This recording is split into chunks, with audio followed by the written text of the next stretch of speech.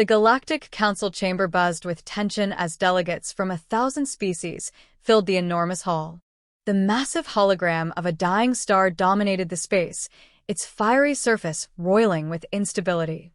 At its center was a structure of unimaginable scale, the star engine, an ancient artifact created by the precursors, a long-extinct race whose technology defied understanding.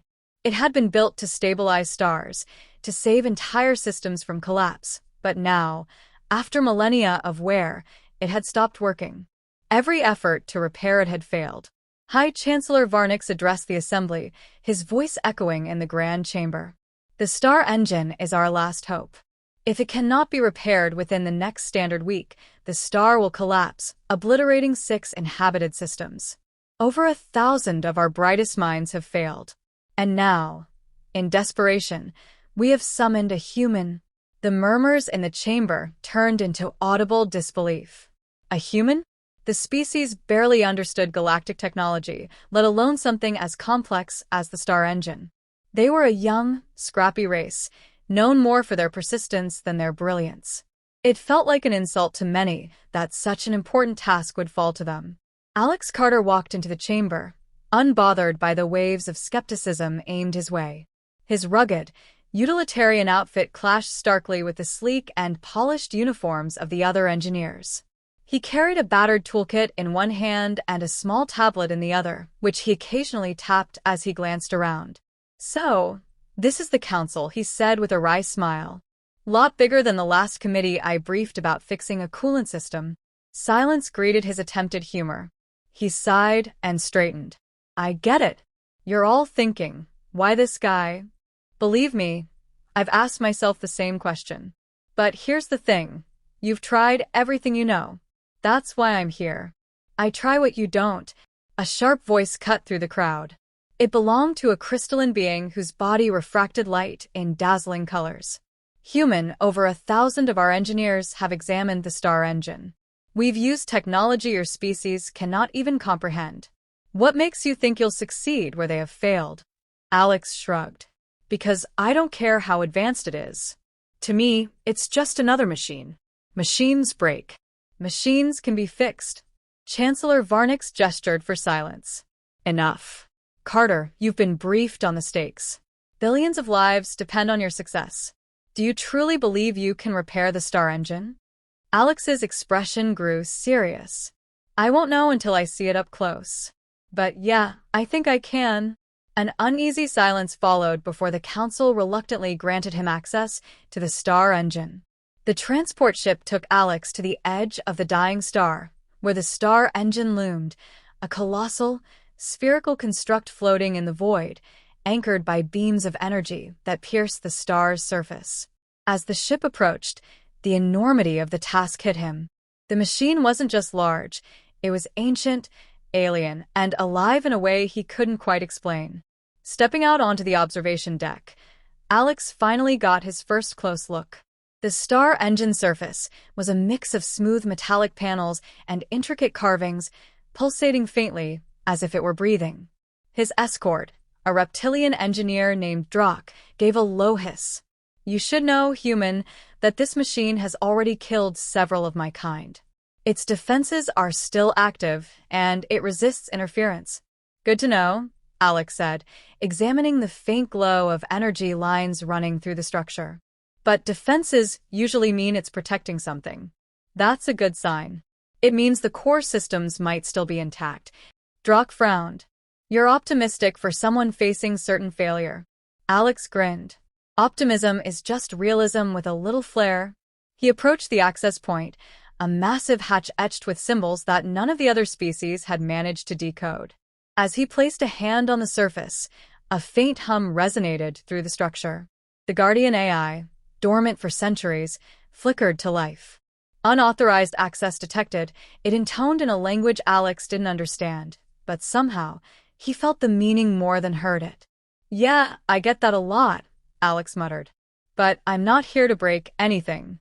Just trying to help." The hum deepened, and the hatch opened with a groan. Drock stepped back, his eyes wide. It has never done that before."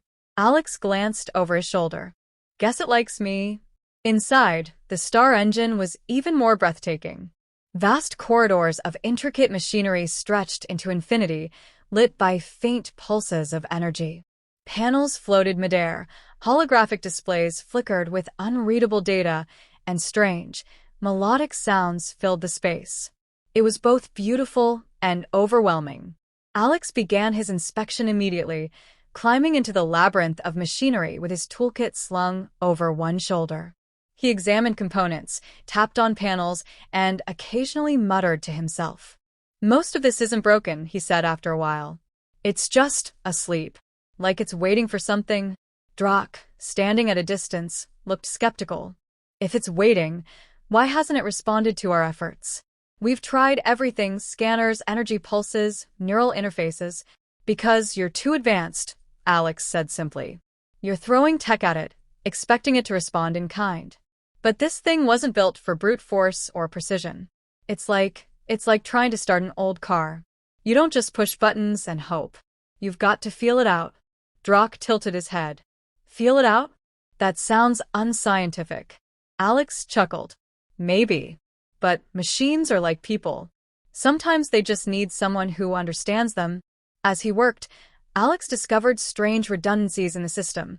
Backup circuits that bypassed the main processors, mechanical failsafes that seemed almost primitive compared to the rest of the design.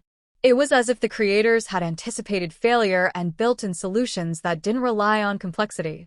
"That's the thing about humans," Alex said, almost to himself. "We're not the smartest species in the galaxy, not by a long shot. But we're good at making do, at figuring things out when everything else fails." He paused, his fingers tracing a pattern on one of the panels. It looked like a series of interlocking spirals, almost organic in design. He pulled out a small tool and began carefully prying the panel open. Beneath it was a hidden compartment, glowing faintly with energy. "What did you find?" Drock asked, stepping closer. Alex smirked. "The start of a very long story." He reached into the compartment, feeling the faint hum of power in his hands. The star engine wasn't just a machine. It was a challenge, a puzzle left behind by a species that had understood failure as deeply as they understood success. And Alex was determined to be the one who solved it. Alex knelt in front of an open panel on the star engine, his headlamp casting light onto the intricate layers of machinery beneath. The exposed components didn't resemble anything he'd seen before, yet they felt oddly familiar. The structure was complex, yes, but not overly efficient, more like a work of art designed to last centuries. His hands moved with careful precision, his eyes scanning for clues. From behind, Vree spoke sharply. "You've been staring at that panel for hours. What have you accomplished?" Alex didn't look up. "I'm learning. Machines talk, you know. They just don't use words." Vree's mandibles clicked in irritation. "We've scanned the system with the most advanced tools in the galaxy. It told us nothing." "That's the problem," Alex replied. "You're looking at the answers, but you don't understand the questions. This thing wasn't made for people like you." The alien engineers muttered among themselves, their skepticism palpable. Alex ignored them. He wasn't here to prove anything to them. He was here to fix the machine. Sliding a finger along one of the components, he noticed faint scratches, patterns carved into the metal. They looked random at first glance, but Alex knew better. Machines as old as this didn't carry unintentional marks. These scratches told a story, one that no scanner could interpret.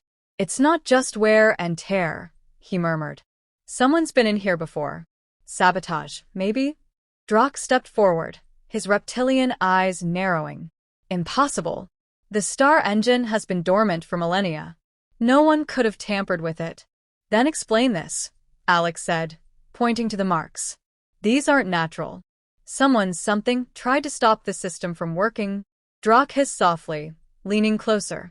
The other engineers remained silent, their skepticism shifting into reluctant curiosity. Alex rummaged through his toolkit, pulling out a small, modified soldering iron. "Your tools might be more advanced, but they don't have one thing I've got." "And what is that?" Vree asked, his tone dripping with sarcasm.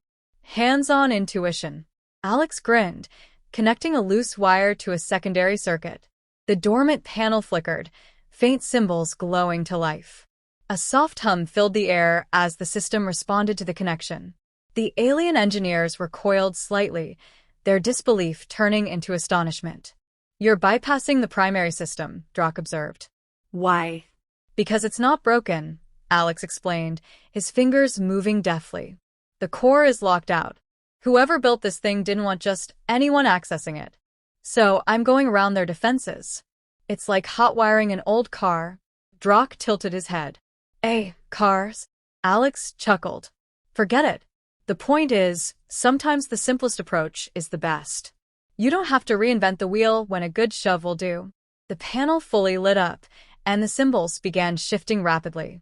Alex stared at them, his brow furrowed. The patterns weren't just data, they were instructions. "Redundancy," he muttered. "This whole system is built on it. Layers of backups, each more primitive than the last. It's like they designed it to fail gracefully." "Fail gracefully?" Vri repeated, incredulous. "Why would anyone design a system to fail?" "Because nothing lasts forever," Alex said simply. "The creators of this thing knew that. They didn't make it perfect, they made it fixable." The engineers exchanged uneasy glances. Alex's perspective was alien to them, yet it made a strange kind of sense. He moved to another section of the engine, where a cluster of components emitted a faint, rhythmic pulse. It reminded him of a heartbeat. Carefully, he removed a damaged piece of tubing and replaced it with a makeshift patch cobbled together from spare parts. Drock watched intently. "Those materials aren't compatible with the Star engine's construction. How can you expect that to work?" "I don't," Alex replied. "But it's worth a shot. If it holds, great. If not, I'll try something else." Vria's voice rose in frustration. "This trial-and-error method is absurd. You waste time and resources on guesswork." Alex stood, wiping his hands on his jumpsuit. "Guesswork? Maybe. But it's better than sitting around debating what won't work. Sometimes you've got to get your hands dirty." The patched component stabilized, the rhythmic pulse growing stronger. The glow in the surrounding systems brightened, as if the machine were slowly waking up. Drock's voice softened. "It's responding." "How?" "Machines are like people," Alex said. "They don't always need perfection. Sometimes they just need someone to care enough to try." He stepped back, studying the changes in the system. The alien engineers remained silent, their previous disdain replaced by something approaching respect. Alex rubbed the back of his neck, exhaustion creeping in. "This is just the beginning. There's a logic to this thing, a pattern. I need to figure out how it thinks." Drock regarded him thoughtfully. "Your methods are unconventional, human, but effective." Alex smiled faintly. "That's humanity for you. We're not the smartest or the strongest, but we figure things out, one way or another." He turned back to the Star engine, ready to face whatever challenge came next. For the first time, the impossible task didn't feel so impossible. The core of the Star engine loomed before Alex, a massive, pulsating sphere surrounded by a lattice of glowing conduits. Every step closer brought a faint vibration through the metal floor, a subtle reminder of the immense power still trapped within the machine. Alex could feel the weight of billions of lives pressing on him, but he didn't let it show. His focus stayed on the task. He knelt by a central console, its surface covered in strange, shifting symbols. Unlike the other systems he'd worked on, this one didn't react immediately to his presence. The air felt heavier here, as though the machine itself was assessing him. He took a deep breath and placed his hand gently on the console, feeling a faint warmth beneath his palm. "It's not just broken," he muttered, almost to himself. "It's unsure." Drock, standing nearby, tilted his head. "Unsure? Machines do not feel hesitation." "This one does," Alex replied without looking up. "Or at least, it's programmed to act like it does. Think about it. Why have all those redundancies and defenses unless you want the system to be careful about who interacts with it?" Drock frowned, but didn't argue. Alex pulled out a small diagnostic device from his toolkit, something he'd cobbled together back on Earth. It wasn't sophisticated, but it was reliable. He connected it to the console, and the screen flickered to life with streams of unreadable data. "Okay, Alex murmured, eyes scanning the display. What are you hiding? The data was chaotic at first, a jumble of signals and fragments that didn't make sense. But as he delved deeper, a pattern began to emerge, familiar loops and sequences that reminded him of ancient Earth programming. The realization hit him like a jolt. This isn't alien at all, he said, leaning closer. It's universal. Vri, who had been watching from a distance, stepped forward. Explain yourself, human. What do you mean by universal? Alex glanced up. I mean, whoever built this thing wasn't just thinking about themselves. They designed it so anyone, any species, could understand it. You just have to look at it the right way. He tapped a sequence into the console, and the symbols shifted, reorganizing into a simpler form. The glowing conduits around the core pulsed in response, their light growing steadier. It's waking up, Alex said, his voice steady but cautious. But it's still hesitant. There's something blocking it. Drock peered over his shoulder. Could it be the sabotage you mentioned earlier? Maybe, Alex replied. Or maybe it's a failsafe. Either way, I need to dig deeper.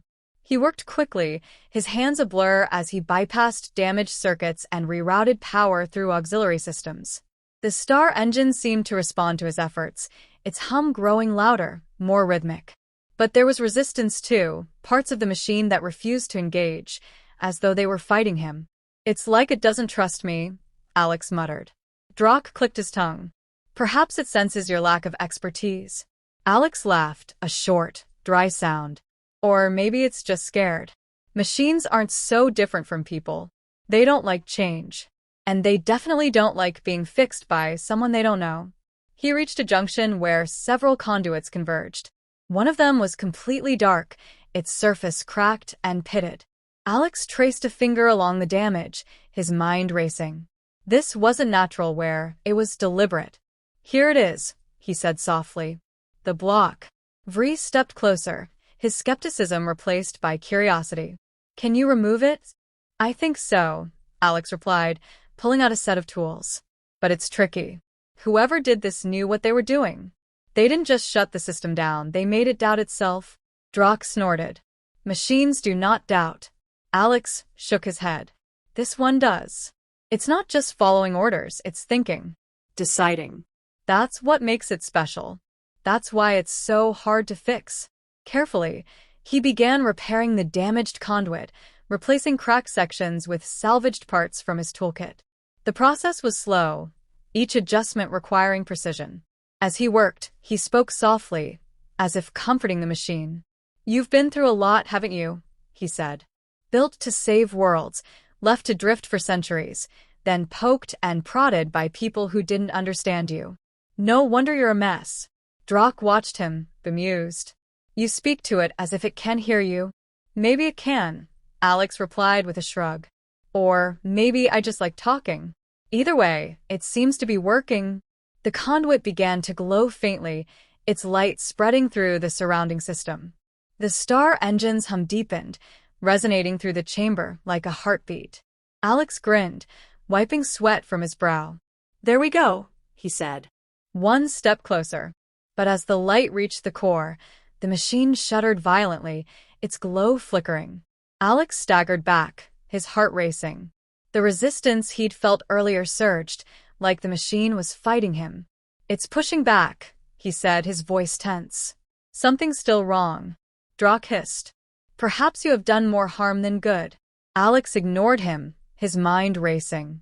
He glanced at the console, where the symbols had changed again, this time forming a series of repeating loops. He stared at them, his brow furrowed. It's not just a failsafe, he realized. It's a test. Vria's eyes narrowed. A test?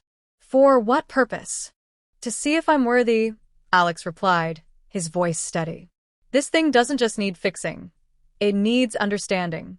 And it's not going to let me finish until I prove I get it. He turned back to the console, his fingers moving with newfound purpose. The star engine wasn't just a machine, it was a challenge, a puzzle designed to test the very qualities that made someone a true engineer. Patience, creativity, persistence. And Alex had all three in spades. Alex stood before the core, watching as the star engine systems pulsed in uneven rhythms. The light flickered in and out, the machine seemingly caught between awakening and collapse. He felt the weight of finality in the air. This was the last barrier, the tipping point where the engine would either be revived or lost forever. He crouched next to the exposed console, its symbols flowing like a river of code, adjusting and reconfiguring as though alive. He was beginning to understand its language, not in a literal sense, but in the way a mechanic instinctively knows an engine sound or a carpenter feels the grain of wood. This wasn't just about tools or technology, it was about intuition and trust. Reaching into his toolkit, Alex pulled out a modified neural interface he'd built during his earlier projects. It wasn't meant for something this advanced, but it was all he had. He hesitated for a moment, feeling the eyes of the alien engineers boring into his back. "Explain this action," Drock demanded, his voice edged with doubt. Alex glanced over his shoulder. "The engine's not responding fully, because I'm still an outsider. It's testing me, but I can't solve this from the surface. I have to connect to it directly." Vria's mandibles clicked nervously. "Direct connection? That's madness. This machine's power could obliterate your fragile mind." Alex smirked faintly. "Good thing I've got a stubborn mind, then." Ignoring their protests, he attached the interface to the console and placed the other end on his temple. The moment it activated, a surge of raw data flooded his senses.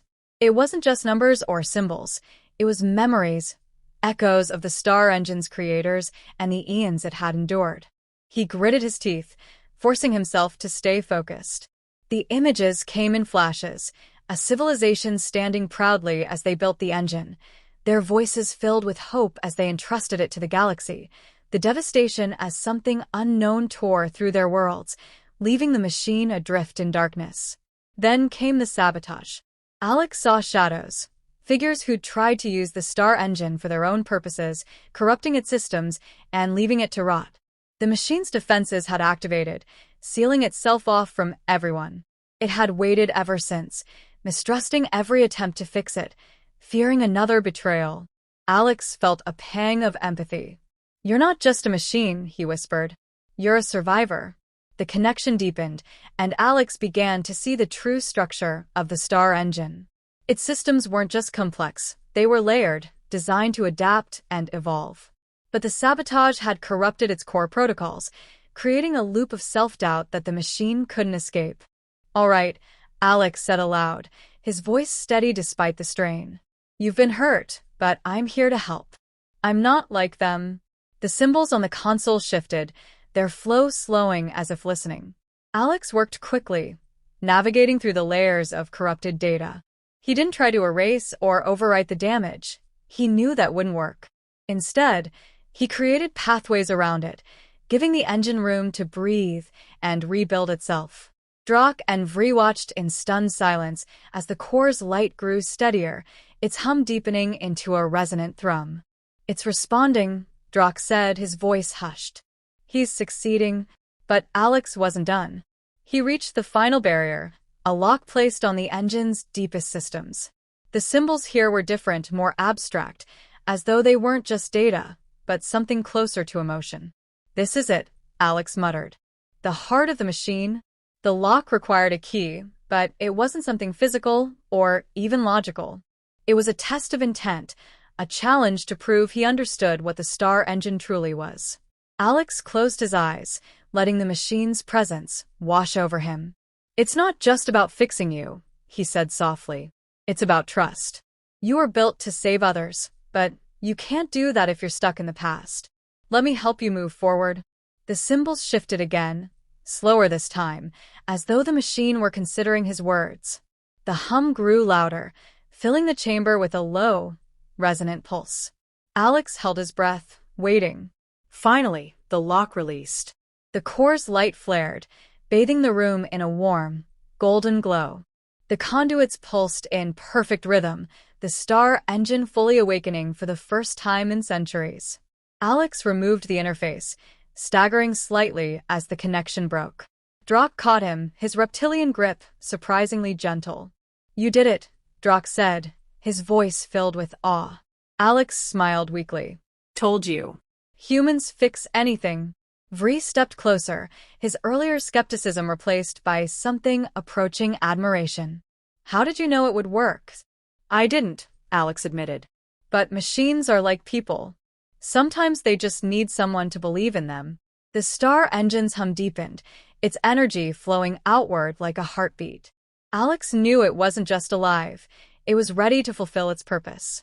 He turned to the alien engineers, his exhaustion giving way to determination. This isn't just a machine. It's a legacy. Treat it with respect, and it'll do the same for you. Drock nodded solemnly, his earlier doubts erased. Vree remained silent, but his posture had shifted, less rigid, more open. As Alex stepped back, the star engine began to glow brighter, its systems syncing perfectly. He felt a strange sense of connection, as though the machine was thanking him. For the first time, Alex allowed himself a moment of pride. He'd done what no one else could. He hadn't just repaired a machine, he'd earned its trust. And in doing so, he'd proven humanity's worth.